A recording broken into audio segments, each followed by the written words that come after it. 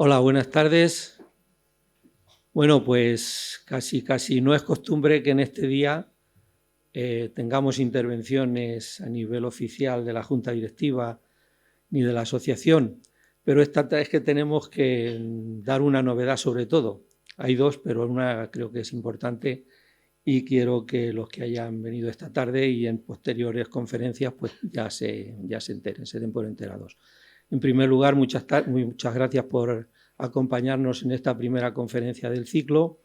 Y la novedad que le decía al principio es que María José, nuestra presentadora de siempre, desde el año 2015, pues no va a poder empezar, ni sabemos si podrá presentar este ciclo de conferencias del curso 2025-2026, y en su lugar nos va a acompañar también una gran periodista y una gran profesional de la comunicación, que es Patricia Zamorano, que esta tarde ya hará la primera presentación, y esperamos, bueno, pues que continúe todo el tiempo que María José esté de baja por motivos familiares de salud. Y la segunda novedad es que esta tarde, a pesar de que está anunciado también, no vamos a poder tener la interpretación del lenguaje de signos para personas sordas, porque desgraciadamente no fue nada de cuidado. Afortunadamente, el sábado venían de trabajar las dos intérpretes que tenemos nosotros y tuvieron un accidente de tráfico y están las dos con un collarín porque les dio un coche por detrás y tienen las cervicales algo fastidiadas. Pero ya el próximo lunes sí que vamos a tener lenguaje de signos, o bien por ellas si se han recuperado ya perfectamente, y si no, pues ya a través de Fesor Mancha ya se han buscado otras intérpretes para el próximo lunes. Así que con estas dos novedades ya simplemente presentarles a Patricia Zamorano, que es la que va a empezar ya a presentar esta conferencia, y a su ponente. Muchas gracias y bienvenidos.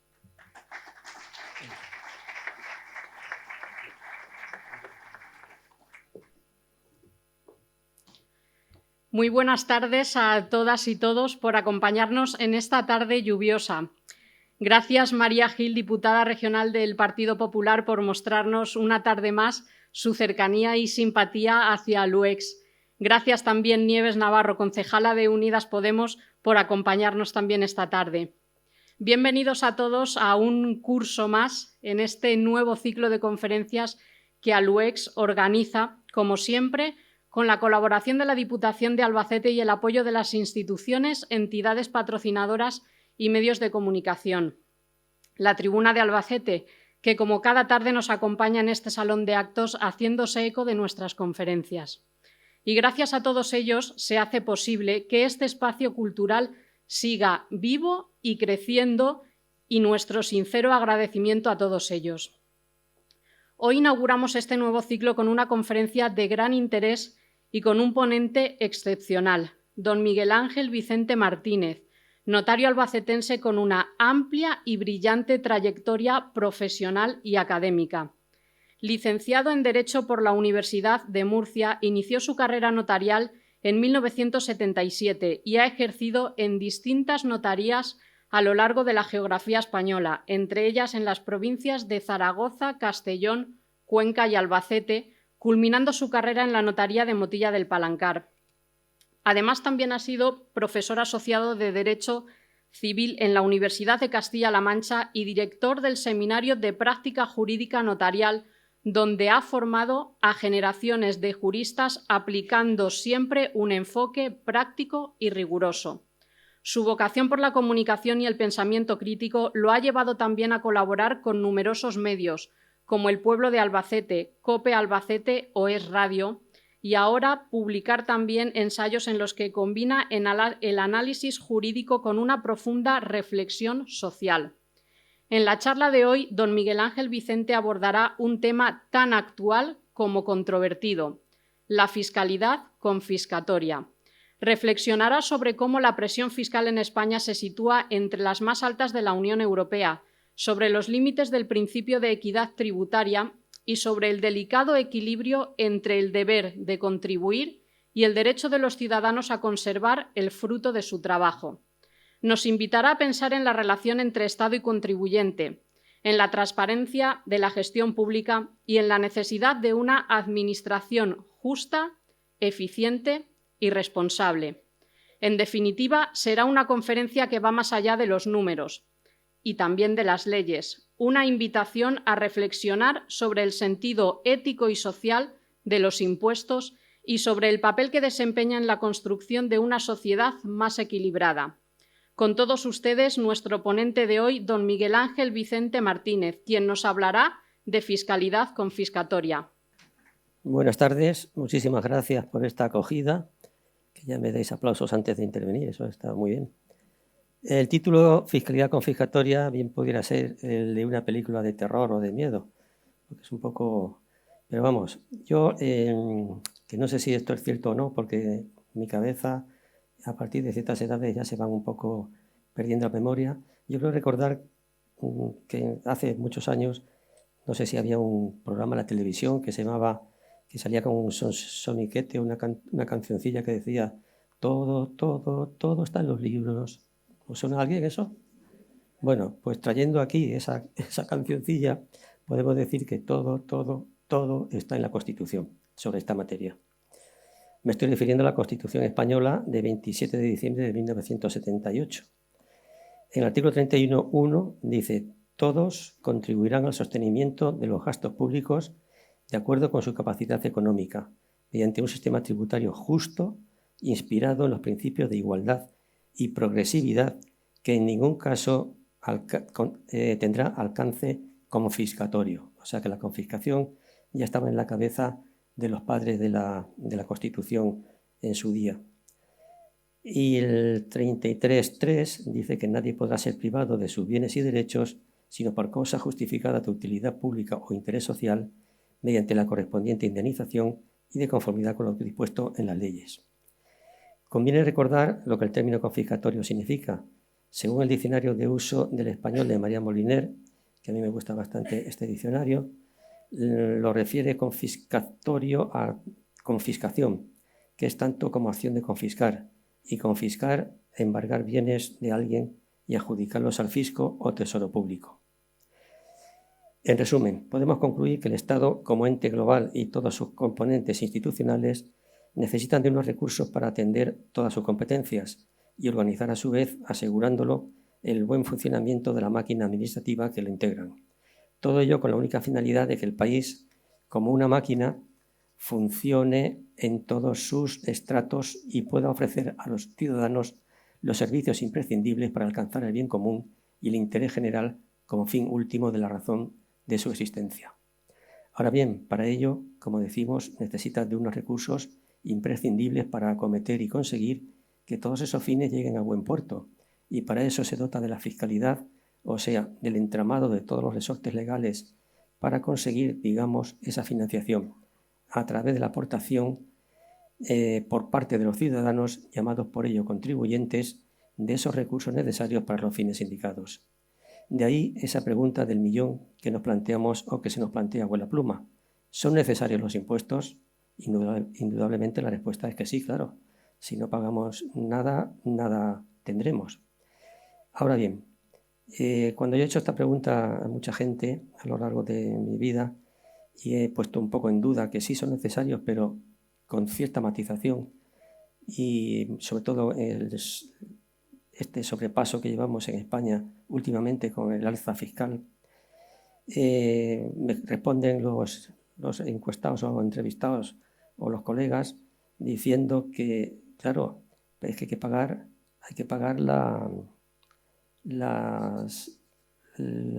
sanidad, hay que pagar la educación, las carreteras, las pensiones, etcétera, etcétera.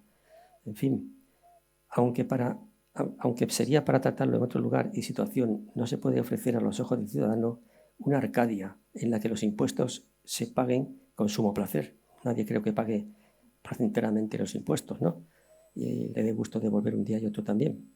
Cuando de la realidad diaria nos sorprende con casos en ese montante del caudal que va a satisfacer la corrupción, entre otras cosas graves, que bien pareciera que la caja pública de caudales tuviera unos agujeros como un colador por el que vayan saliendo sin orden ni concierto los ingresos abocados a la misma con el sudor de la frente del ciudadano de a pie, e incluso cuando la administración de esos caudales llevan a la malversación tendiendo a satisfacer intereses espurios espurios, obscenos y delictivos en último extremo. Siendo necesarios los impuestos, no menos necesario y exigible es que su administración y disposición se lleven a cabo bajo un componente de legalidad, transparencia y responsabilidad. Podemos analizar un poco esas respuestas que me dan de que hay que mantener, hay que pagar las carreteras. Bien, tengo aquí últimamente, no sé si yo ya no conduzco, pero a lo mejor el que sea conductor lo habrá visto, se ha generalizado en las carreteras españolas una nueva señal que anuncia que el firme de la calzada está en mal estado. No sé yo si eso lo habéis visto. Según el último estudio de la Asociación Española de Carreteras, el 52% de las vías españolas interurbanas, excluidas las carreteras de peaje, que es así, se mantienen adecuadamente, o sea, casi 55.000 kilómetros, presentan deterioros graves o muy graves, cuya reparación requiere una inversión de 13.491 millones de euros.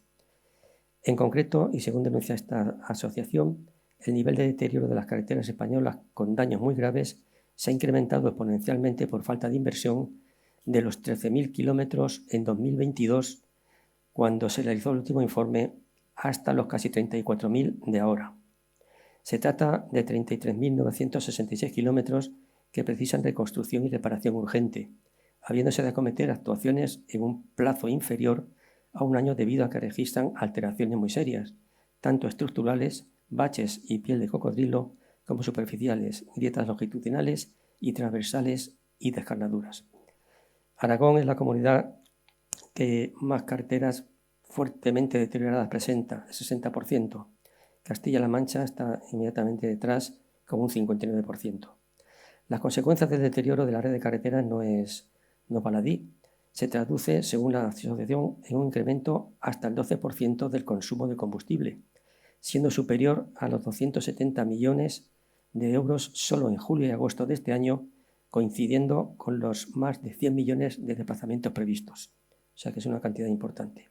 Sin dejar de lado el deterioro de las infraestructuras de los vehículos, especialmente el desgaste de neumáticos y el chasis y otras circunstancias del mismo, y la posible conexión de tal deterioro con algún accidente puntual. Sin la intervención adecuada, el incremento de necesidades de inversión seguirá aumentando de forma exponencial, como concluye Juan Fernández Lezcano, presidente de esa asociación. También dice, hay que pagar la educación. Bien, vamos a pagarla. Y por eso pago impuestos, no tengo inconveniente. Pero claro, luego nos encontramos con los informes PISA de primaria y secundaria, en la que al final concluyen siempre que los alumnos apenas saben leer y escribir y mucho menos razonar. Y es que no tiene sentido que exista una ley de educación casi por legislatura, lastrando todos los esfuerzos por lograr una formación adecuada de los alumnos. En cuanto a la brecha de competencias entre España y la OCDE, ha habido otro informe en que se ha triplicado en los sucesivos cambios en las leyes educativas. El informe lo han hecho sobre lectura, comprensión lectora, matemáticas y resolución de problemas. Esto abarca el informe en personas en edad de trabajar, de los 16 a los 65 años. El nivel de dichas competencias del conjunto de la población es más bajo en España que la media de la OCDE. En definitiva, España se sitúa por debajo del promedio y ocupa una de las últimas posiciones en los tres ámbitos referidos: lectura, matemáticas y resolución de problemas. Y luego, si pasamos a la educación universitaria, nos encontramos con el ranking de Shanghái, que entre las 100 primeras que valora la eficiencia y la excelencia de todas las universidades del mundo, y entre las 100 primeras no aparece ninguna española, solamente aparece la Universidad de Cataluña allá por la 200. O sea que tenemos un déficit de educación importante, tanto a nivel básico como a nivel universitario. Hay otro, ahora últimamente se ha puesto en la palestra un movimiento que se llama desempantallados, que se trata de poner en un colegio de Valencia, no sé si era Alcira o por ahí, se suprimían todos los textos de enseñanza y se pasaba a la tablet o al ordenador. Y aquello daba un resultado catastrófico porque los alumnos pues, se metían en donde no debían, no estaba claro que los datos se guardaran y que no se pudieran repartir por ahí, por esa forma, por el mundo. Entonces, un grupo de padres se han puesto de acuerdo en poner en movimiento esta asociación para exigir que sus alumnos, o sea, sus hijos, se eduquen con los textos de papel tradicionales de siempre. Desde luego, si los libros, es que sin los libros no podemos vivir. Yo soy fundamental. Me dice, ¿puedes poner aquí, traes algo tecnológico? No, yo voy contra la tecnología. Seguramente porque soy muy viejo y muy atrasado. Pero es que a mí me gusta el papel, leer en papel. En ordenador no leo nada porque es imposible. Me pongo a leer y a las 2 líneas me caigo redondo. Tiene que ser papel, aunque tenga que llevar las gafas, aunque ahora no las llevo y parece que voy viendo cada vez más. Será por la práctica. Bueno, pues estos se han empeñado en que sus hijos se eduquen con textos, con libros, como se ha hecho siempre. Otro de los ataques al asunto de que hay que pagar tantas cosas, bueno, por la sanidad. La sanidad, en España todos sabemos cómo anda la cosa. Las listas de espera son interminables. Hay colapso en la atención primaria. Ahora mismo tenemos la huelga de médicos la semana pasada en contra del Estatuto Marco que pergeña el Ministerio de Sanidad, que prevé guardias de hasta 24 horas consecutivas. ¿Cómo estará el pulso de un cirujano cuando vaya con el bisturí a meterle mano a un paciente cuando lleve ya 12 horas seguidas o más? Pues yo creo que le va a cortar la cabeza en vez del pie, pero bueno, eso es el riesgo que se corre. Desde luego, esto sí que es importante, porque aquí no jugamos, bueno, todo es importante, pero la salud es fundamental. Si no tenemos salud y sobrevivimos, pues difícilmente vamos a querer estudiar ni cobrar una pensión el día de mañana. Luego, aparte, tenemos un asunto también muy a la orden del día, que quiero poner de manifiesto con esto del pago de los impuestos. ¿Para qué sirven? Bueno, pues tenemos la ELA.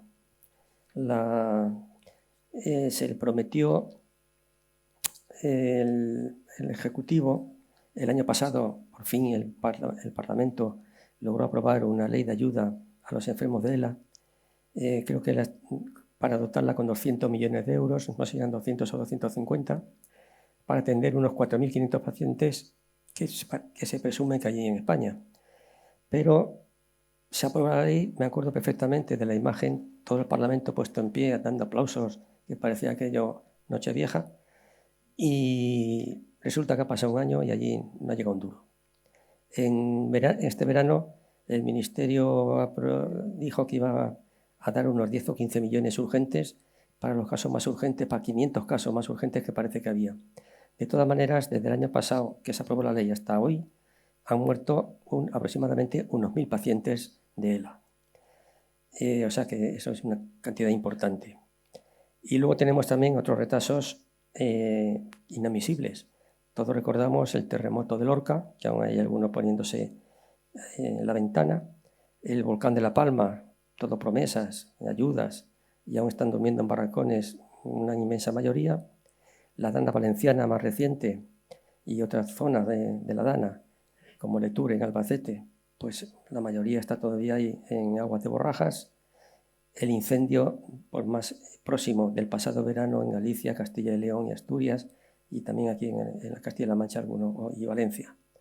Y todos son la comparecencia de las autoridades competentes, darle un abrazo al pastor que está perdido todo su rebaño y su casa y sus corrales, y le dicen, ánimo, estamos contigo. Se van y no hubo nada, como dice don Juan Tenorio. Y luego nos queda también, hay que pagar las pensiones, claro, eso por supuesto, las pensiones va a pegar un petardazo que para qué, como no le metan mano ya en plan serio. Tras la reforma del sistema de pensiones en 2021-2023 y viendo los números de la Seguridad Social, podemos afirmar con rotundidad que no ha mejorado la sostenibilidad del sistema. sino que ha aumentado su fragilidad. Se necesita modernizar el sistema y no dar una nueva vuelta de tuerca al modelo que ya está muy tensionado por la demografía. Con una población envejecida, una fuerza laboral que crece lentamente y una elevada tasa de paro, la ecuación simplemente no cuadra. La solución no puede ser seguir subiendo las cotizaciones ni la presión fiscal, que esto es lo más fácil, de manos de los políticos. ¿Que falta dinero? Pues subo el impuesto. Ahora mismo se está pagando en la Seguridad Social una tasa, llaman de solidaridad intergeneracional, un poco para los trabajadores y para la empresa, para ver si pueden levantar al moribundo, pero no hay manera. Y yo lo que digo no tenemos que dar ideas, porque si damos ideas las fastidiamos. La Fundación de Estudios de Economía Aplicada, el 6 de este mismo mes y año, octubre de 2025, sobre los efectos de las reformas de las pensiones 2021-2023, tras analizar todo por arriba y por abajo, llega a la conclusión de que sería conveniente poner un recargo proporcional en la cuota estatal del IRPF, más subida de impuestos. Esto es un disparate. Que tenga que pagar uno también en la renta de las personas físicas un recargo para pagar las pensiones, pues que esto no funciona de ninguna manera. Se dice que un alza de las cuotas sociales también, claro, lo fácil es eso. Y como el ciudadano tiene que entrar sí o sí, porque si no lo crucifican, pues adelante, subiendo. También hablan de restringir la indexación de las pensiones al IPC, que esto ha llevado a una subida extraordinaria de las pensiones con la subida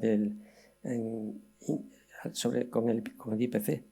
Y poner unos topes o unos límites que suban las bajas, pero las medias menos y menos las altas. Extender a toda la vida laboral el cómputo de la pensión, que esto también sería un pequeño disparate, sin admitir descartes de los peores años. Endurecer algunos parámetros del cálculo y del acceso a las pensiones y establecer una relación entre la edad legal de jubilación y la esperanza de vida. O sea, yo creo que esto va a seguir igual, subiendo el impuesto que corresponda a la cotización, y así andaremos hasta que, ya digo, pegue esto una explosión que eso irá, va a decir Putin, si ya tenemos la bomba atómica en España. Bueno, eso por una parte. Vamos a seguir con aparte del asunto, en todas estas cosas que estoy diciendo de déficits, resulta que estamos en línea de máxima recaudación casi de la historia. 10.000 millones de euros más se recaudaron hasta abril de 2025, la mitad del IRPF. Sobre todo, fundamentalmente, se ha pagado mucha renta porque no se ha deflactado la tarifa del impuesto. Con lo cual, aunque ganemos menos, pagamos más que antes, que ganábamos más y pagábamos lo que correspondía. Entonces, la recaudación va viento en popa, pero lo que yo no entiendo es, si hay tanta recaudación, ¿dónde está ese dinero? Porque luego resulta que para las emergencias estas necesarias y urgentes no aparece un duro ni medio. Y claro, el problema que tenemos es eso, que si no podemos, y ya nos están avisando de Europa y del mundo entero, si no ponemos coto a la corrupción fundamentalmente, pues resulta que no vamos a parar nunca. Aparte de lo que hemos dicho antes de carreteras, tal, también habría que añadir a esta coletilla de carreteras, educación, sanidad y pensiones los supersalarios anuales de 250.000 euros para mequetrefes, digamos, entre palabras, sobre todo para atláteres, corifeos, acólitos, paniagodos y mamandurrieros que orbitan alrededor del poder. Hace una semana o 15 días, del Ministerio de Ábalos han sacado 7 funcionarios, o sea, 7 asesores, o lo que quieran llamarlo, me da igual, porque el resumen es nada más que cobrar.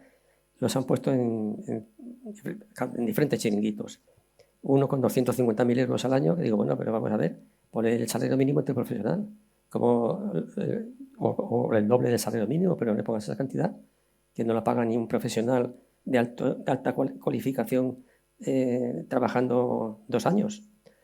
Pues luego otros de 205.000, otros de 80, otros de 60, O sea, de 60 no baja, pero de 250 y 200 a punta pala. Claro, eso también hay que pagarlo. Sin embargo, eso lo pagan. Y la ELA, ahí se quedan los pobres enfermos muriendo, sufriendo, ellos y la familia, claro, porque la ELA no es el enfermo solo, es toda la familia que está alrededor. Necesitan asistencia 24 horas. O sea, es tremendo eso. O sea que con ese récord de recaudación creo que se podía hacer algo más para lo urgente y lo necesario. Luego nos encontramos también con el tema del esfuerzo fiscal. El esfuerzo fiscal que nos exige los gobiernos y los que sean, el que venga será igual y los otros anteriores también. Los españoles trabajamos 52 días más al año para pagar impuestos que cuando Sánchez llegó a la Moncloa. Hay un estudio de la Fundación Civismo que llama el Día de la Liberación Fiscal al día en que dejamos de trabajar para pagar impuestos y ya podemos a partir de ahí meternos en el bolsillo lo que ganamos. El cálculo está hecho ese día de la liberación al 18 de agosto de este año. Ya pasado a finales de julio, ahora ya vamos avanzando, cada vez trabajamos más para pagar impuestos.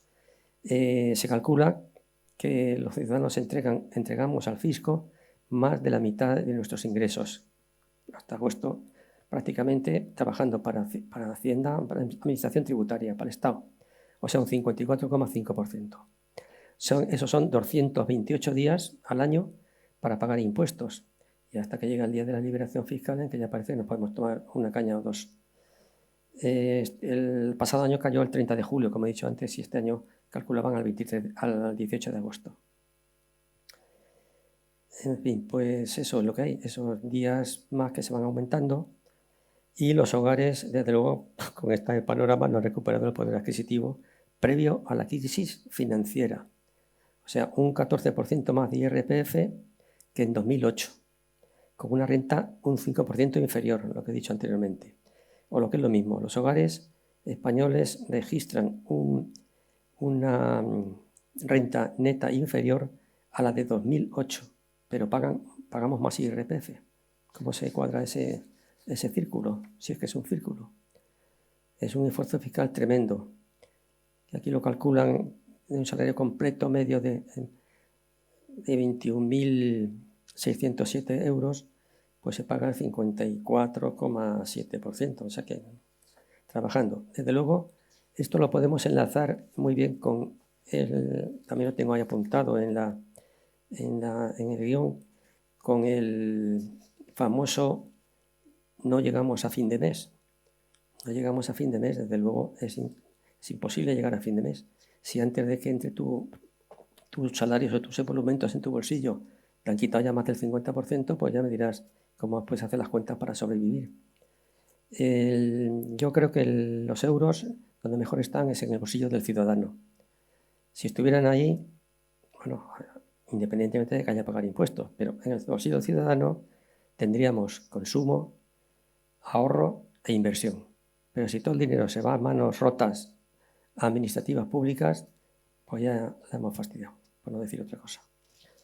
Bueno, pues ahí estamos, en ese panorama tétrico. Hay muchísimas cosas que, claro, hay tanto que decir que, a ver, ¿dónde teníamos lo de la economía? Bueno, claro, lógicamente la conexión de todo esto con esa presión fiscal tan exagerada que es la más alta de los países occidentales, pues surge lo que llaman la economía sumergida. Y todo el mundo se echa la mano a la cabeza. Nadie ha pagado nada en B. Todo el mundo, no, hay que pagar, que esto hay que sostener la sanidad, etcétera, etcétera. Pero si llega el momento, caemos en ello. Pues, ¿quién no ha pagado 50 euros al fontanero que ha ido a tu casa a arreglar un grifo y le ha pedido factura? Pues no. Y ya está. Te cuesta un 21% menos que es el IVA y el fontanero le viene también bien. Pero, o sea, que estamos así, sé que eso es una cosa casi racional. Se calcula que la economía sumergida, que no sé cómo la calculan, porque al estar sumergida está fuera de órbita, dicen que es un 24%. Yo creo que tiene que ser a mi juicio yo calculo un 40%, pero sería muy duro decir 40%, porque entonces vemos ya que el sistema está totalmente naufragando. Consecuencia del alza de la economía sumergida, no hay que ser un lince para razonarla, que es el mantenimiento de un sistema tributario salvaje, no solo en su aspecto burocrático, que también, sino sobre todo las elevadísimas cifras que vía impuestos se exigen a los contribuyentes, que deben defenderse de la manera en que puedan para poder sobrevivir, demostrándose que en los territorios en que la imposición fiscal es congruente o asimilable, legal y justa, la economía sumergida se atenúa o desaparece. Esto ocurre, por ejemplo, en la Comunidad de Madrid. Menos impuestos y más recaudación pública, porque la gente paga una cosa razonable. Queremos pagar, no vamos a echarnos todos para atrás, porque todos participamos al final queremos el bienestar social para nosotros mismos y para los convecinos. Pero claro, si te ponen ya unos límites que te hacen entrar en la pobreza, que la veremos ahora también, pues entonces dices, pues mira, tengo que salvarme. Un ejemplo muy significativo de matar mosquitos a cañonazos lo vemos en el sector de las empleadas del hogar, que ha sufrido una merma de 20.000 bajas en la seguridad social en el último año y más de 57.000 comparando con las cifras prepandemia, que fue anteayer. O sea que, siendo la causa principal la nueva legislación laboral que el Ministerio de Trabajo está sacándole a todo el mundo lo que puede, en general, y las específicas del sector. O sea, porque ahora se equipara prácticamente al empleador de una empleada de hogar a un empresario, exigiendo las obligaciones del empresario. Tiene incluso que hacerle un sistema de riesgos laborales, tiene que enseñarle si no sabe coser a qué cosa, en fin, que haga cosas de esas. Y luego revisiones médicas, etcétera, etcétera. Bien, pues ¿qué pasa? Pues que la mayoría de algunas se habrán dado de alta, pero los patronos, digamos, pero la mayoría ha dicho, mira, si quieres continuar, nos olvidamos de esto, te das de baja, te sigo pagando y sales tú y yo beneficiados y punto. Quieren conformarse los analistas y el gobierno que esas bajas se deben, dicen, a que las asistentas cambian de actividad para mejorar sus condiciones. ¿Quién se cree eso? Hombre, si le dan un cargo como a los atláteres esos y los paniaguaos, pues sí, encantado de la vida. La Jessica no sabía leer ni escribir y le dieron un buen puesto. O sea que eso no hay, pero eso no será el caso. Más yo creo que dichas bajas se deben al trasvase a de una economía transparente a una economía sumergida, perdiendo derechos las propias trabajadoras o despidiéndolas en su caso, ya que esa nueva regulación del sector en realidad, y como siempre ha sido, se crea un estatus empresarial para el contratador con obligaciones propias de un empresario. Y yo digo, luego, si esto es así, ¿por qué yo creo que sería la solución ideal para que estuvieran las empleadas domésticas, empleadas y empleados, porque también hay, hablamos de domésticas en limpiar la casa y tal, pero también atender a personas mayores que no necesitan ayuda, ¿no? Y pueden ser también hombres. ¿Por qué el empleador no puede deducirse en el IRPF los gastos, sueldo y seguridad social que paga por la empleada? Eso sería lo ideal, estaría toda de alta y no habría ningún problema. Si esto fuera así, desde luego que se acabaría con la economía sumergida en este sector, potenciando la protección y los derechos de los trabajadores. Para ello solo es preciso superar el atávico y trasnochado prejuicio de que los que emplean trabajadoras de hogar son unos potentados que además mantienen en vigor los principios de la esclavitud norteamericana. Nada más lejos de la realidad. Hoy principalmente las familias que contratan trabajadoras del hogar lo son de la clase media, en las que en la mayor parte la esposa, en ese empoderamiento y autoafirmación de las izquierdas que proclaman, trabaja fuera del hogar, precisando que alguien se ocupe de este mientras desempeñan la labor fuera del mismo. Y en no pocos casos porque es necesario o preciso ese trabajo para que la familia pueda llegar más o menos holgadamente a final de mes. Ojalá que en vez de una empleada de hogar pudiéramos emplear a 3, 4, 5 o 40. Sería magnífico, sería extraordinario. Pero claro, esta gente cree que el que tiene una empleada de hogar es el rico que hay que exprimirlo. Pero en fin, así se acabaría con un estimado 30% de empleadas que trabajan sin contrato siquiera. ¿Cómo le están viendo las administraciones tributarias el panorama que ellas mismas se tienen que dar cuenta que están pasándose de rosca, y no solamente porque ya se den cuenta, sino porque ya empiezan desde el exterior. Hay bufetes ya de Gran Bretaña y de Norteamérica que están poniendo a parir a la agencia tributaria española por falta de claridad, por abuso y por tratar al contribuyente como un delincuente. Totalmente. Ahora lo veremos. El nombre, como es inglés, ahora lo veremos. Pero bueno, cómo se le estará viendo un poco el panorama a esto, las orejas al lobo, que este año el Ministerio de Hacienda ha movido ficha y cree que falta concienciación fiscal en España.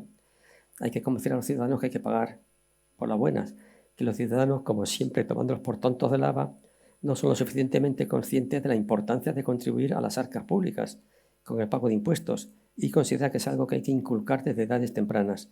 Por eso en este año 2025 tiene previsto dar charlas a 88.000 alumnos de colegios e institutos por todo el territorio nacional para sensibilizar a los niños sobre la importancia de los impuestos.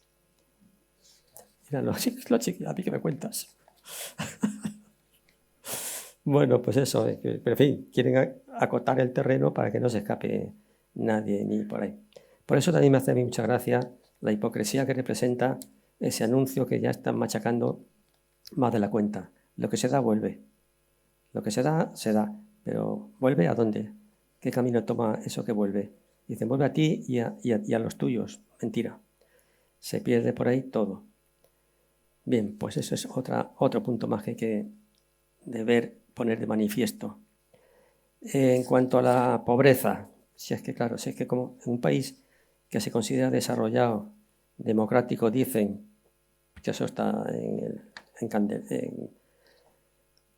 un poco aparcado, porque de democracia, la democracia no es la democracia pura la que tenemos aquí.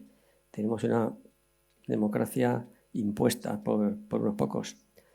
Europa sitúa a España a la cola en materia social por pobreza infantil, exclusión social y abandono escolar.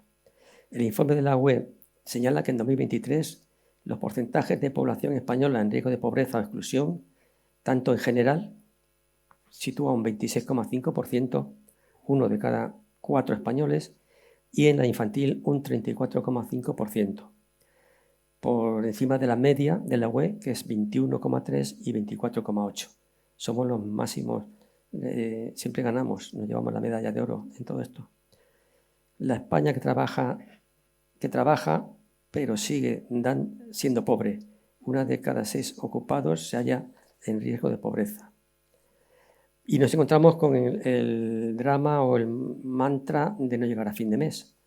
Son miles, millones, los españoles que manifiestan no poder llegar a fin de mes, dados sus escasos ingresos y los enormes gastos que el día a día de la vivencia conlleva, para lo que tienen que recurrir a mil ardides para llegar a ese fin de mes, aunque sea con la lengua fuera, y renunciando a la obtención de medios que en un país civilizado, como he dicho anteriormente, democrático y de bienestar social, no debieran caber, y dando las gracias a ciertas organizaciones como Cáritas, por ejemplo, a la cabeza, que dedican infinidad de sus recursos a paliar la estrechez de vida que se ven abocados esos millones de ciudadanos españoles que no superan los mínimos estándares para sobrevivir. Sobrevivir, según el diccionario de la misma de uso del español de María Moliner, es vivir una persona con recursos económicos muy escasos, pudiendo aventurarse la incursión de esas personas de muy escasos recursos en un malvivir, o sea, malvivir, vivir estrechamente o con penalidades. Y pone como ejemplo el ampliatorio del diccionario: el sueldo le da apenas para malvivir, y rematando el asunto como pobre. Yo añadiría pobre de solemnidad. De estas elucubraciones, evidente y claramente deducimos que esas personas que sobreviven y en muchos casos malviven, lo son porque su sueldo suele ser escaso y, dado la carestía de la vida, no les alcanza para llevar un modo de vida digno y decoroso.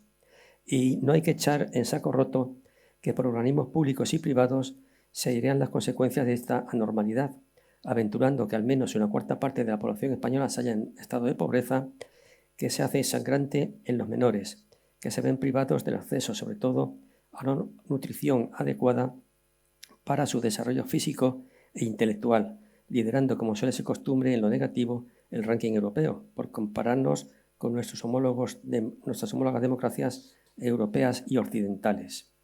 ¿Cuál es la causa de este asunto? Bueno, pues esto lo resuelven los gobiernos muy fácilmente. ¿Usted no puede llegar al fin de mes? Pues es que resulta que esto se debe al alza de la cesta de la compra. Ya está, ahí te quedas. Poniendo a parir a proveedores y supermercados que por la propia lógica del sistema económico no están obligados a convertirse en hermanitas de la caridad, a fin de que los más vulnerables accedan a la escala básica de alimentación, pese a sus magros sueldos, caso de haberlos. Lo achacan también, nos dicen, al alto precio para el alquiler de una vivienda, desconociendo que el propietario también está inmerso en ese bucle económico al que hemos aludido, y al alto precio de la adquisición de una vivienda, mismos motivos especificados en el punto anterior. Y poco falta quizás para que a todas estas causas que se van añadiendo añadan el comodín que utilizan para todo, para eximirse de cualquier responsabilidad, cual es el de achacarlo también al cambio climático. Mas si analizamos bien la cuestión, todas estas causas son esgrimidas sin que se les caiga la cara de vergüenza por nuestros políticos que al fin y al postre son los responsables por activa y por pasiva de la situación de carcoma social que afecta a nuestra patria. Y si damos un paso más a fin de profundizar en las causas de que una buena parte de nuestros conciudadanos sufren esa imposibilidad y dificultad para acceder a los productos básicos que configuran una sana y suficiente dieta para vivir como personas, no lo hallaremos en el paradigma expuesto en los anteriores párrafos, paradigmas usados y empleados por esa estratosfera de cargos públicos que tienen a buen recaudo guardado su riñón, sino que hay un elemento primario y fundamental que fundamenta esa situación de penuria que denunciamos aquí, o denuncio yo aquí. Volvemos a lo mismo, la exorbitante y asfixiante presión fiscal, en un incremento exponencialmente cruel y al alza que se ha apoderado de nuestras autoridades fiscales, tratando de extraer hasta la médula el último céntimo de euro de que pueda disfrutar un pobre asalariado, crujiendo por activa y por pasiva el bolsillo del contribuyente hasta llegar a implementar lo que llamamos fiscalidad confiscatoria. El alza de la cesta de la compra y demás subterfugios a que se agarra nuestro mandamás y que quieren hacernos llegar son un pantallazo. Es para ocultar la verdadera base y fundamento en que radica ese estadio de penuria que aqueja a buena parte de nuestros conciudadanos, milongas de mal cumplidores de sus funciones y deberes, éticos y morales y legales, para administrar lealmente lo que llega a la caja pública de caudales, vía todo tipo de impuestos, tasas, tributos, contribuciones, gravámenes, cánones, peajes, arbitrios y aranceles, de todo tipo, incluido, no lo olvidemos, lo que se detrae al empresario y al trabajador por la seguridad social. Toda esta amalgama tributaria es la que está en la base de que muchos españoles se quejen de la dificultad de llegar a fin de mes. Si tuviéramos el bolsillo lleno o casi lleno, pues podríamos hacer uso del mismo, como he dicho anteriormente, para consumo, ahorro e inversión, porque a lo mejor incluso podríamos ir ahorrando algo para posible compra de vivienda futura. Y continuamos. No sé cómo vamos de tiempo, porque 7, bueno, aquí están las 12, ¿no? Hay aquí yo he resaltado, bueno, también tenemos otro, que no paran todos los días. Esto se ha ido extendiendo porque cada día en la prensa sale noticia nueva. Ahora el índice de seguridad jurídica. España cae al puesto 20 de los 27 países de la Unión Europea en materia de seguridad jurídica. La erosión de la calidad institucional y democrática de nuestro país se ha acelerado desde 2019. Así lo pone de manifiesto un análisis estudio llevado a cabo por el Instituto Juan de Mariana. Solo están por detrás de España, Malta, Croacia, Rumanía, Polonia, Bulgaria y Hungría. Y estando por debajo de la media. Las variables analizadas son ausencia de corrupción, aquí no hay, efectividad del gobierno, el gobierno no para de trabajar, Estado de Derecho, que el Estado de Derecho se lo pasan por el forro porque se salta la Constitución un día sí y otro también, la calidad regulatoria, que es un desastre la regulación para impedir el progreso y la productividad de las empresas, el funcionamiento de la justicia, aquí más que menos nos vamos defendiendo, salvo los que se afilian al partido gobernante. Limitación del poder del Ejecutivo, nada, res, que digan los catalanes. Calidad democrática, poca. Derechos de propiedad, pues ahí está la propiedad a disposición del que venga y se la lleve. Hablemos, por ejemplo, de las ocupaciones, ¿no? Que esa es otra. La fiscalidad por las nubes. y cumplimiento de laudos internacionales que no se cumplen y luego nos meten con sanciones y demás. Finalmente, en el think tank que dirige Manuel Llamas, recuerda que otros estudios apuntan en la misma dirección dicha y confirman el deterioro de la seguridad jurídica, de la calidad institucional y la democracia, no solamente en clave sociopolítica, sino también en lo tocante a la prosperidad económica. Cita que este año España ha registrado un desplome histórico en el índice de percepción de la corrupción que elabora Transparencia Internacional, en el que cae 10 puestos en un solo año y se sitúa en la posición 46 a nivel global con 56 puntos sobre 100, la peor nota desde los tiempos de Felipe González. O sea, fíjate dónde estamos.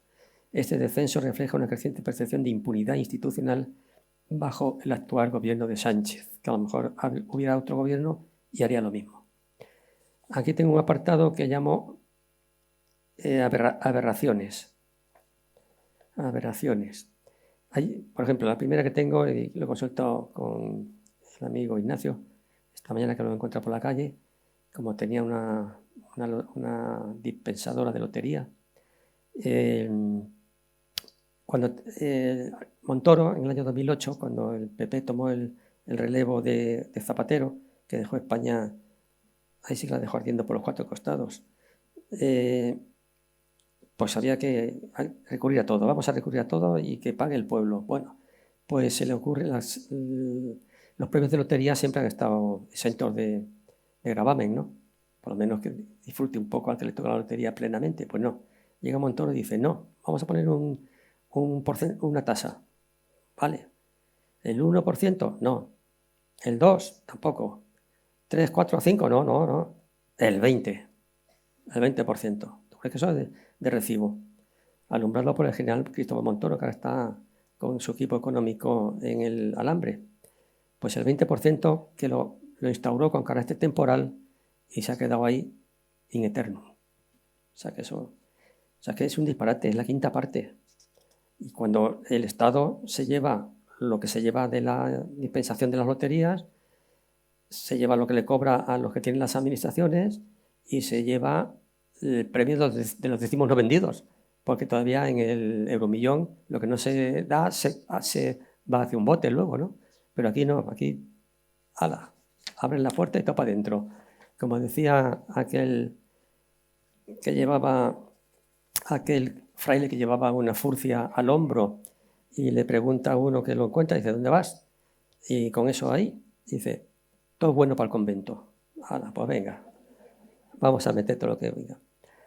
Luego hay una cosa que yo creo que esto es inconstitucional absolutamente, pero de pies a cabezas. Imputación de rentas inmobiliarias en la renta. Más de uno de lo tendréis. La vivienda habitual está exenta de pago en la renta, ¿no? Y el garaje, hasta 2 garajes y 2 trasteros. Pero, bueno, en el año 2019, que hubo una reforma, se intentó, según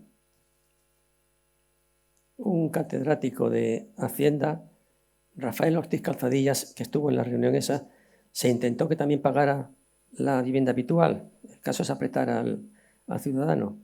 Entonces, la segunda vivienda es una palabra que es lo más normal que tenga uno en la playa o en el campo o una parcela. Pues si no la vivienda habitual, en renta se presupone o se marca por Hacienda que esa vivienda o finca le otorga al propietario un 2% del valor catastral como ingreso, como renta. Eso es imposible. O sea, sí que la ley de la renta... La ley de la renta, a ver, no sé si te copio aquí eso o no. La renta establece que su objetivo es gravar la renta obtenida por el ciudadano. Aquí no hay ninguna renta obtenida. Por arte de bloque, usted me dice que si tengo 100.000 euros de valor, pues tengo que pagar, me ingresas como si tú hubieras recibido 2.000 euros. Un 2%, bueno, menos mal que no se ha ido a más, que es posible que suba. Sí, eso contraviene claramente la finalidad del impuesto, que no es otra que gravar la renta efectiva que obtiene el contribuyente. Estamos en una ficción. Pero claro, como beneficia a su señor, pues para adelante. El fraile también se lo lleva al convento. Luego tenemos en renta también el asunto de los incrementos o ganancias y pérdidas patrimoniales. Que eso se pone de manifiesto cuando uno tiene una finca que compró hace 10 años o 20 o 30 y la vende ahora. Pues eso también puede gravar y bastante en la renta del año siguiente al que hace la operación. Yo me estoy refiriendo, bueno, hay dos tipos de transmisiones. La onerosa, que es si yo tengo una vivienda que compré hace 10 años y la vendo ahora, sí obtengo un dinero, el comprador me paga. Pero lo asimilan eso también a las transmisiones lucrativas, como son las donaciones. Si el padre le dona al hijo una vivienda, Hacienda considera que el padre ha ganado lo que le corresponda por la diferencia de valor, porque entonces se calcula el valor de adquisición y el valor de transmisión, aparte de otras cuentas que se hacen por ahí intermedias y que no sé si alguien es capaz de entenderlas, pero así, puro y duro. Valor de adquisición, valor de transmisión. A la diferencia, el 20 o el 22%. Al que vende o al que transmite en caso de donación. Entonces, claro, eso ha dado lugar a muchas sorpresas por parte de... Era muy frecuente que un padre tenga una vivienda que haya comprado con la ilusión de dársela a su hijo en vida, porque luego, en caso de fallecimiento, en herencia, esa ganancia desaparece, no se aplica. Ya sería el colmo, sería lo que llamaban antes la plusvalía del muerto. Claro, como se ha muerto, el que ha transmitido, que es el que transmite, pues a quién se lo vamos a cobrar. Podrían decir que a los herederos, ¿no?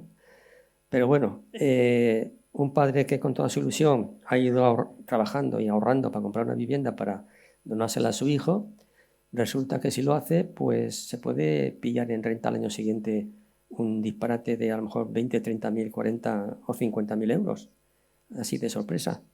Porque claro, el valor de adquisición, yo tenía un apartamento en Alcocebre que compré en el año 82, 3 millones de pesetas.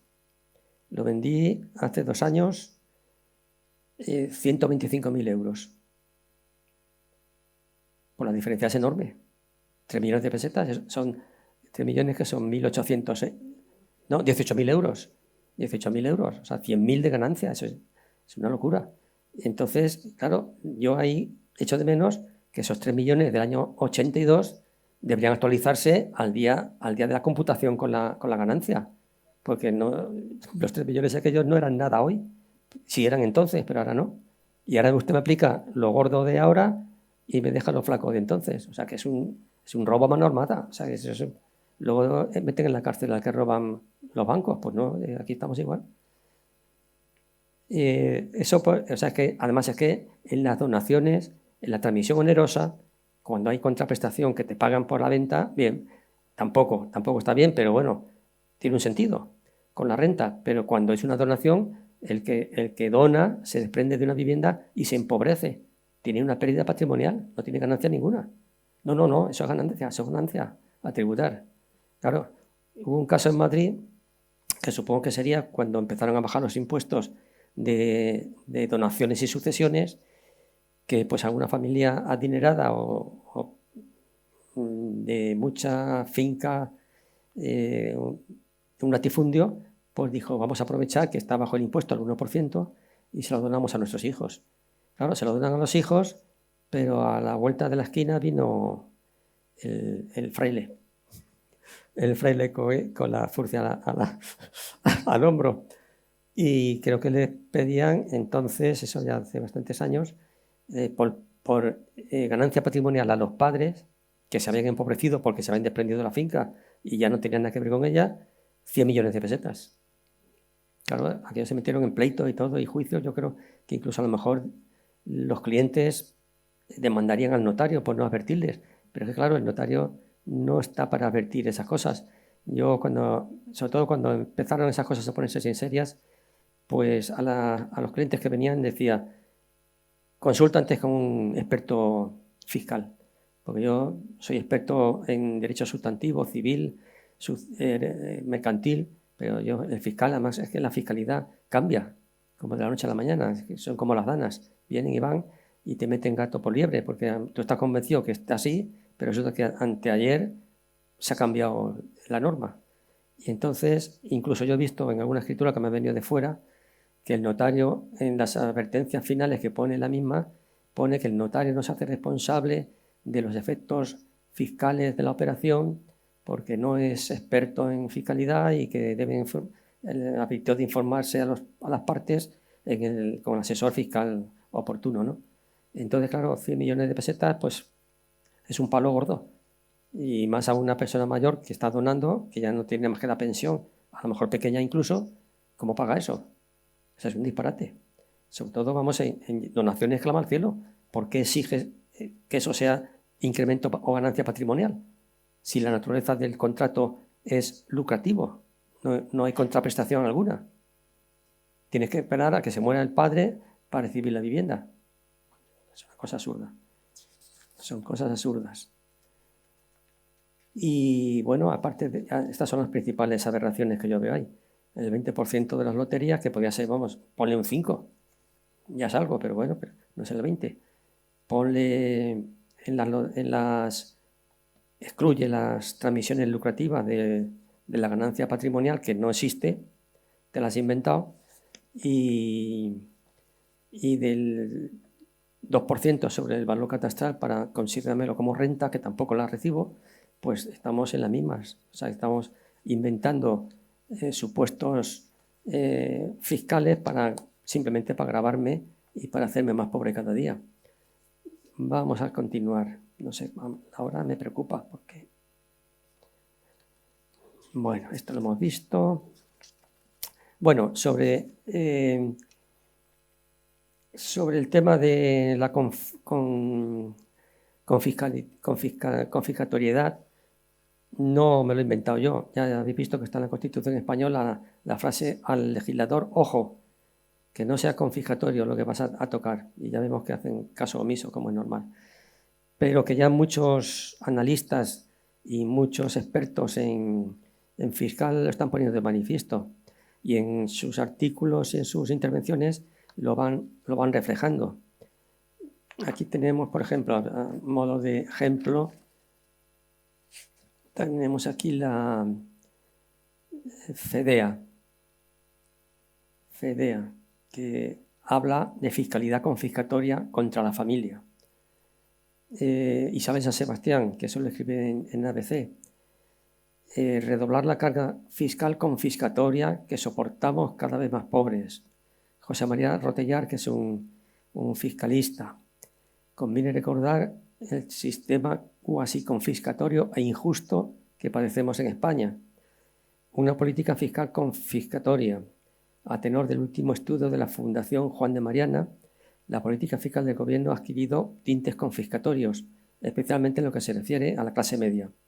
Así, quienes perciben el salario medio sufren una presión impositiva, lo que he dicho antes, del 54,4%, que es trabajar más de medio año para las arcas públicas, mientras que la carga fiscal ha ido disminuyendo desde 2019 en otros países. Desde 2019 en España ha aumentado un 1,9%. O sea que se va. Y ahora últimamente ha habido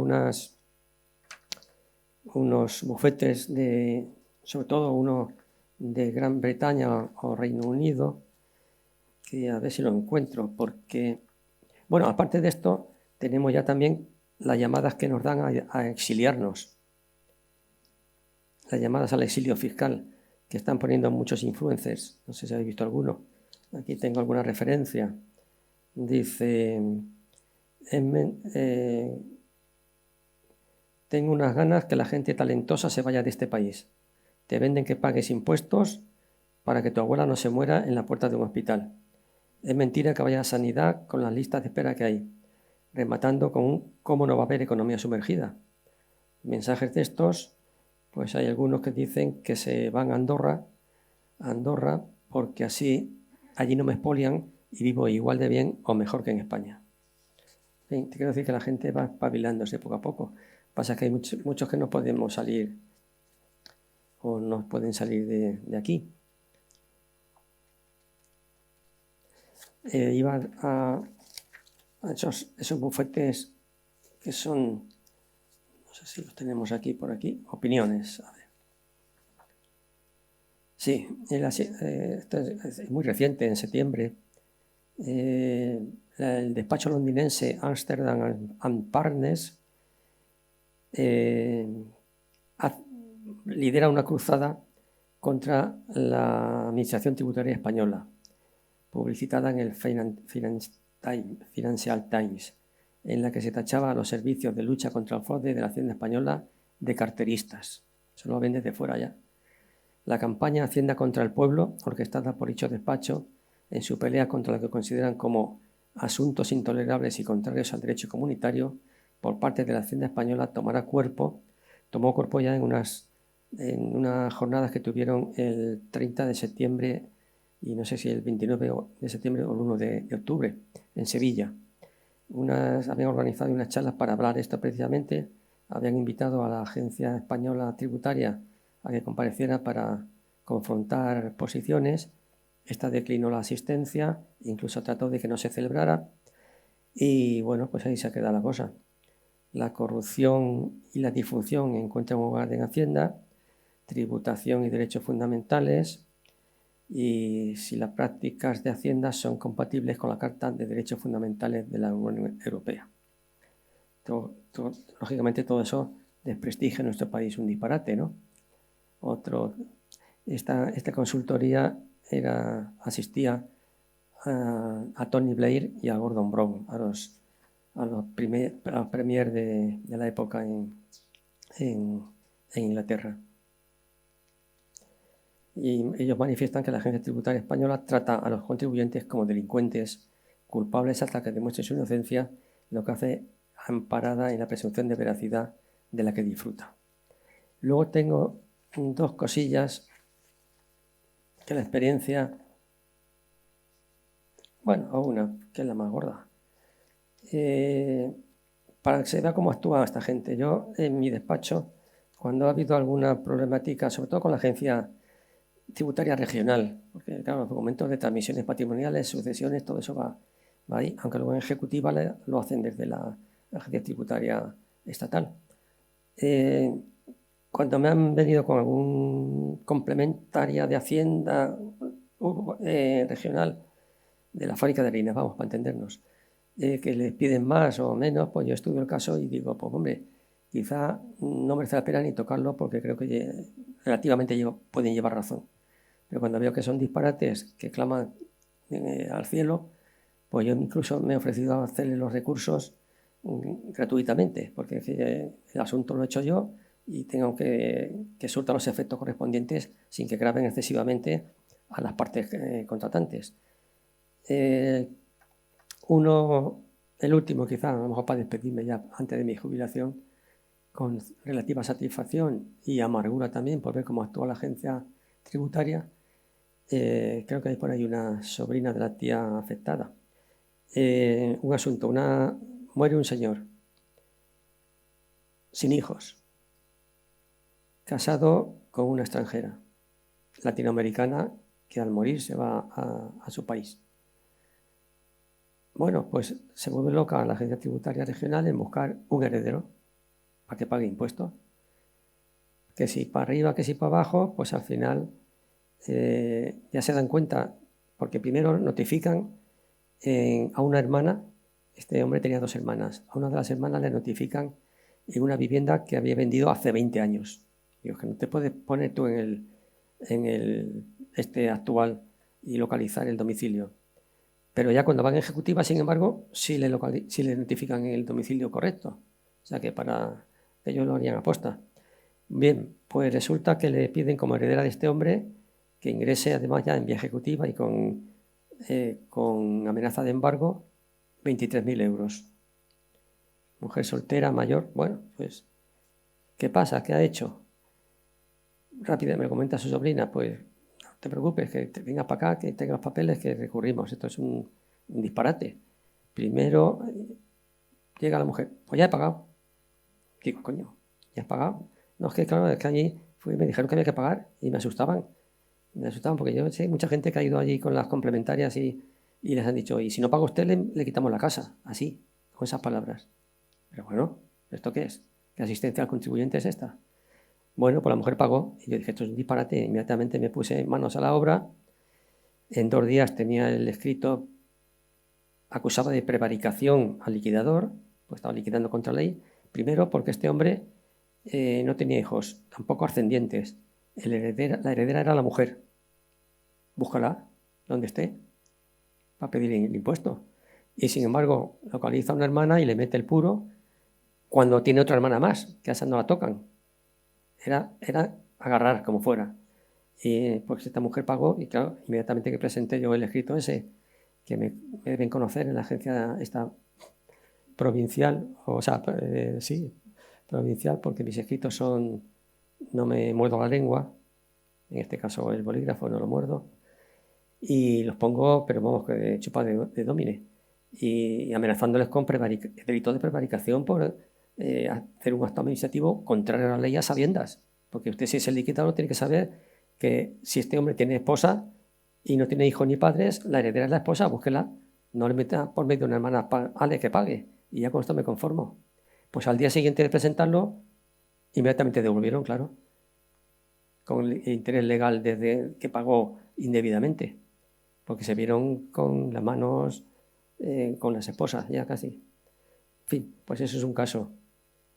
Es un caso porque, y luego en mi juventud, cuando yo estaba en Tarazona y Motilla del Palancar, que pasaba bastante por la agencia tributaria provincial, en la fábrica de harinas, el jefecillo de entonces una vez me dice, es que, claro, es que de arriba me dicen que tenemos que recaudar como sea.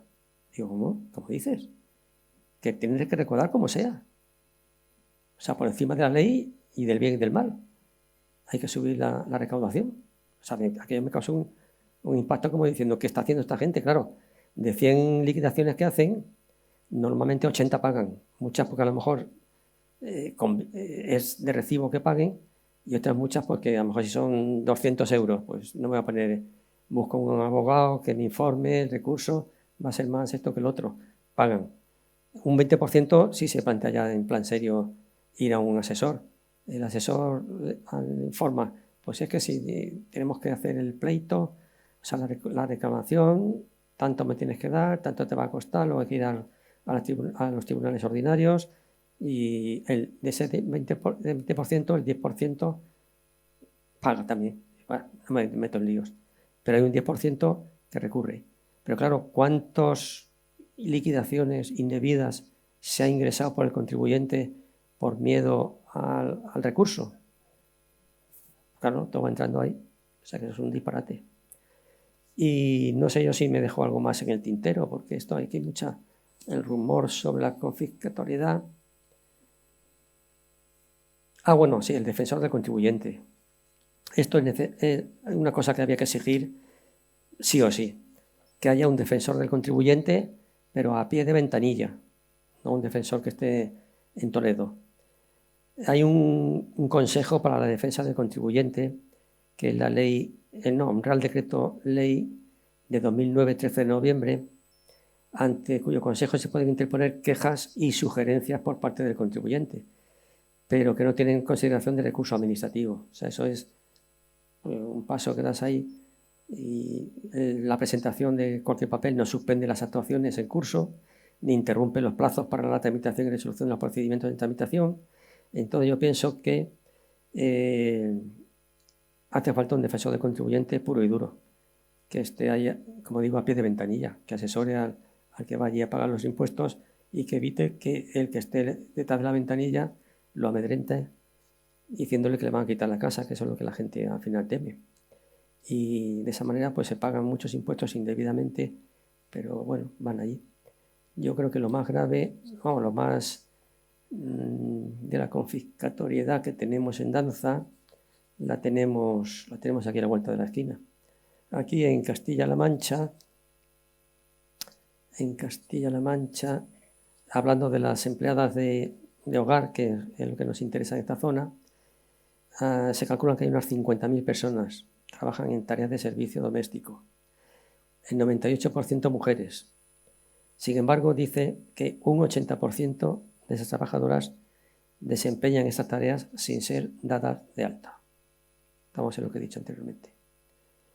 Había 9.723 personas dadas de alta en el régimen especial de empleados, en más del 90% mujeres, pero 80% en la economía sumergida. Claro, te ponen entre la espada y la pared, pues, y aquí tengo los anuncios esos de lo que das cuando pagas impuestos, vuelve a ti, vuelve a todos, vuelve, eso me recuerda vuelve, ¿cómo es ese de la lotería? Vuelve a casa por Navidad.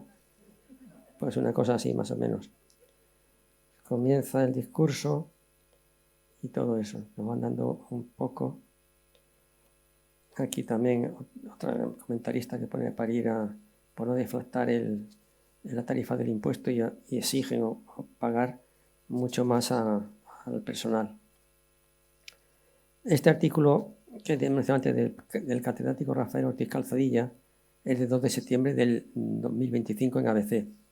Tercera, que siempre escribe alguna firma importante. Cuando yo estaba preparando todo esto y cuando lo vi dije, pues no sé si romper todo y llevar solamente esto, porque es que dice lo que yo digo. O sea, está aquí clavado. Y digo, pues aquí lo tengo, de recuerdo. Catedrático de Hacienda Pública, no pone de qué universidad, pero uno que se sale del tiesto. Preguntas quizá, ¿no? O alguna cosilla que preguntas, casos concretos no puedo resolveros porque... Si alguien tiene alguna pregunta. Sí. Perdón. Sí. No, hemos estado comentando lo que has dicho de la retención de la lotería. Por supuesto, la pusieron como provisional, luego se ha quedado definida. Sí, bueno, hay un mínimo, sí, 40.000 euros que no tributan. Sí, es otro y a partir de ahí el 20.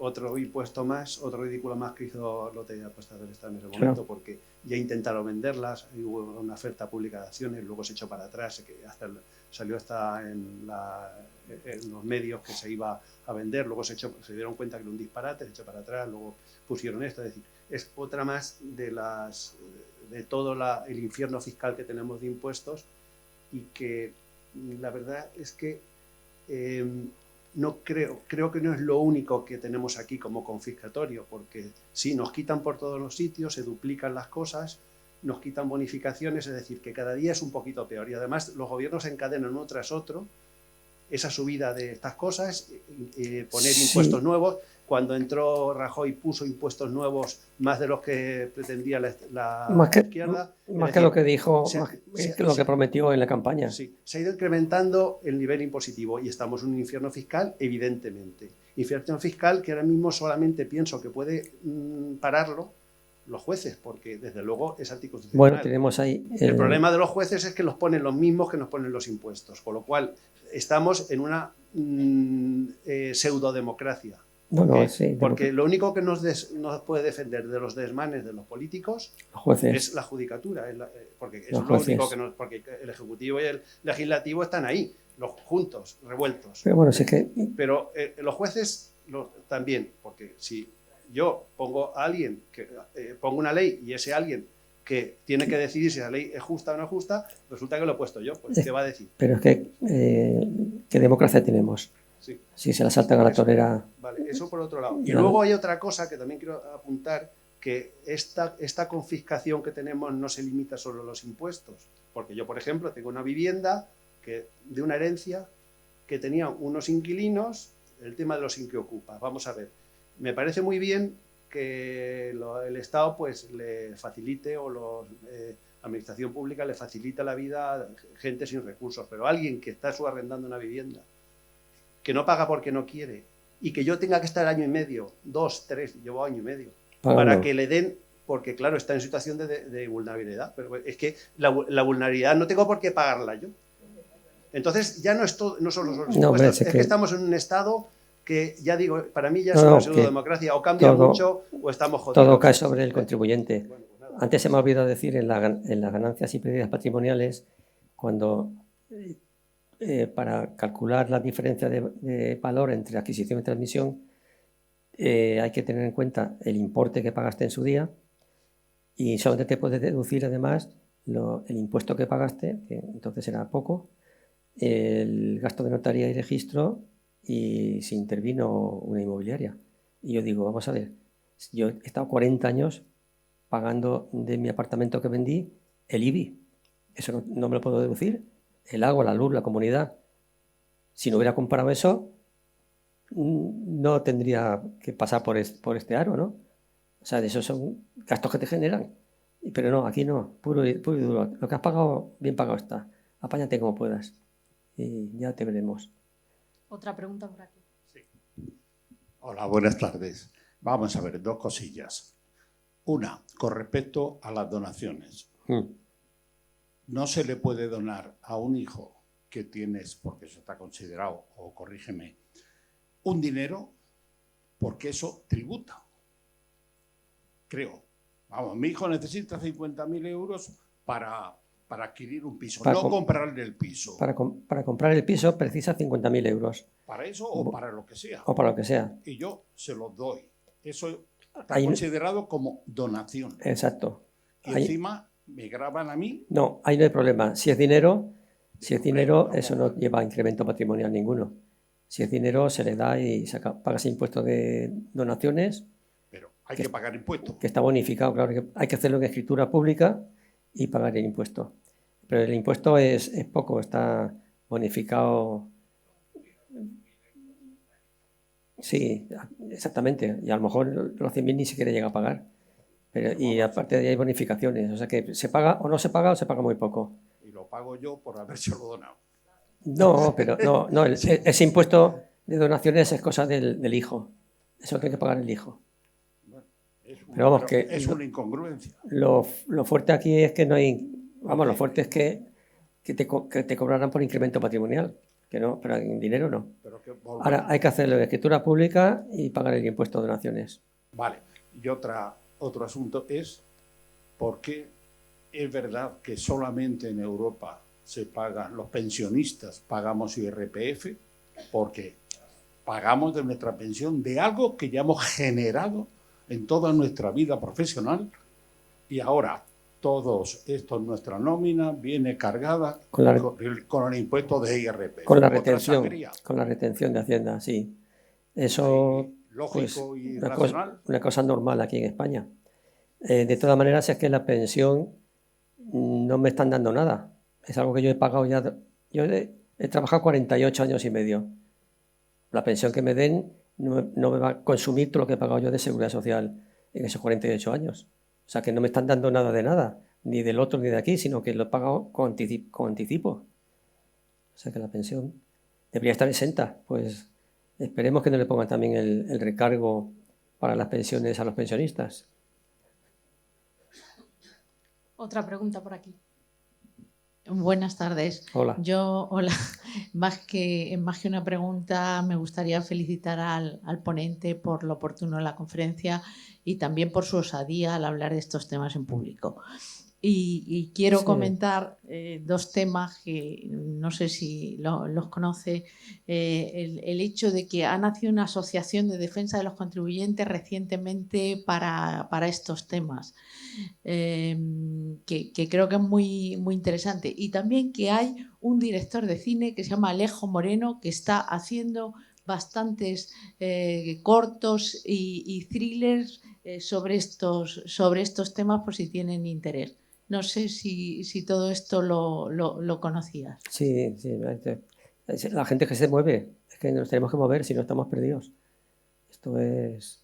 Viene el coche y si no te apartas, te atropella. Pero lo que pasa es que los intentos esos tropiezan con la burocracia administrativa y el desdén administrativo. Es complicado. Pero bueno, no está mal la iniciativa. Hola, buenas tardes.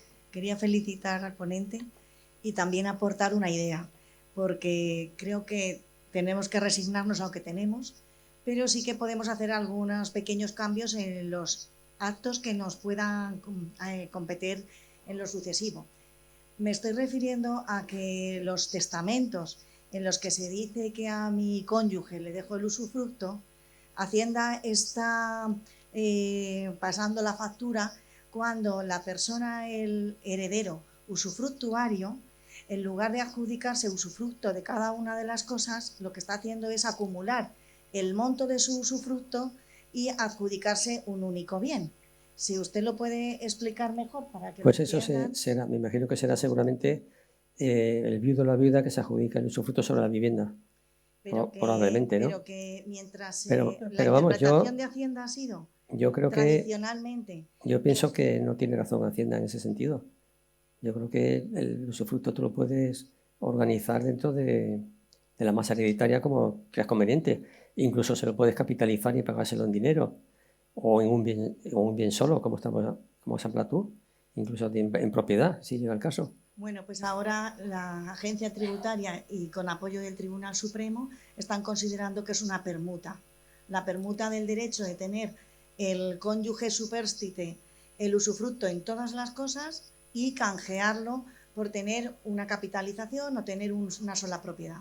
Se considerando permuta de derechos, están haciendo una liquidación complementaria del 9% por parte de Castilla-La Mancha en el organismo regional. Eso lo veo un disparate y no le veo mucho sentido. La manera de evitar jurídico. eso es que en los testamentos donde se dice que lego a mi cónyuge el usufructo, se tenga que hacer una aclaración en el sentido de que podrá ser acumulado o percibido en cualquier distribución que decida el propio usufructuario. No que el usufructo universal tenga que ser necesariamente disfrutar del uso de todo, sino que poder facultar al usufructuario y ordenar al resto de herederos que admitan esa manera de cómputo. Sí, hay muchos intentos. A los efectos de poder evitar dentro de lo que es el cerco que nos están estrechando. Hay muchos intentos de intentar cobrar, como sea, ya lo he dicho antes. Hola, buenas tardes. Bueno, en primer lugar, mis felicitaciones por la conferencia y quería preguntar una cosa que creo que tiene relación con todo lo que se ha hablado acerca de la cuestión de lo que hay que pagar cuando vendes un piso. Si es para venderlo, malo, y si es para donarlo, todavía peor. Es el invento más o menos reciente del valor de referencia en vez del valor catastral. Que, bueno, es que lo he leído, no estoy muy seguro, pero si no he entendido mal, uno vende algo o dona algo suponiendo que el valor que tiene es el valor catastral, si es superior al de adquisición, y luego viene Hacienda y te dice que no, que era el valor de referencia que ellos se han inventado y que es mayor. Eso es lo que considera el valor real. Pero claro, eso se puede recurrir, pero claro, ya tienes que tú tienes que presentar una tasación alternativa con un perito, en fin, todos esos son líos y gastos, ¿no? Pero en principio Hacienda te manda lo que le da gana y tú tienes que operar en consecuencia. O sea que ahí no tiene vuelta. O sea, es recurrirlo. Yo no lo veo eso. Hombre, si es una diferencia pasmosa, pues a lo mejor si pones 4 euros y dicen ellos que vale 20, habrá que ver cuál es el valor de mercado. Más o menos. Pero vamos, en principio ellos acuden al valor real, te dicen. El valor de adquisición y el valor de transmisión. Y sobre esas cantidades operan.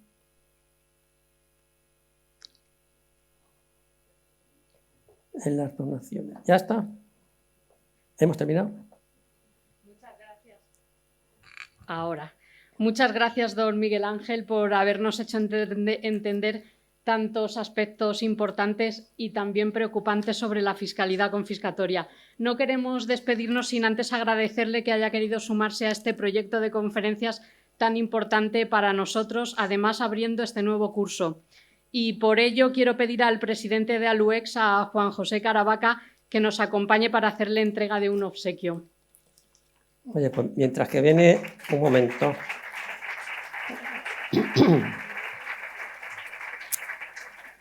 Yo creo que se merece, la gente está por aguantarme, se merece una pequeña despedida que la otra vez no la hice porque los los bedeles metían prisa que se tenían que ir. Y es de despedirme con un poema de los míos, de mi importantísimo libro Pensando en ti hice mis versos yo, que el título ya es en sí un poema. Pensando en ti hice mis versos yo, Dios mío, ¿cómo se me ocurrió aquello? Normalmente, bueno, como los notarios empezamos a casar también, pues muchos de ellos los he recitado en bodas de la gente y demás. Pues este es el número 15, que creo que es un bastante importante. Dice así de la siguiente manera: entrégame el huerto de tu cuerpo, que lo voy a labrar de punta a punta a golpes de infatigables besos. Déjame ser jardinero de tu jardín, que voy a sembrar en el vida a golpes de interminables abrazos, y voy a hacer crecer en tus campos rojas amapolas y lirios blancos, sangrientos granados y almendros floridos, y voy a hacer crecer en tus campos niños como rosas, y amor y futuro.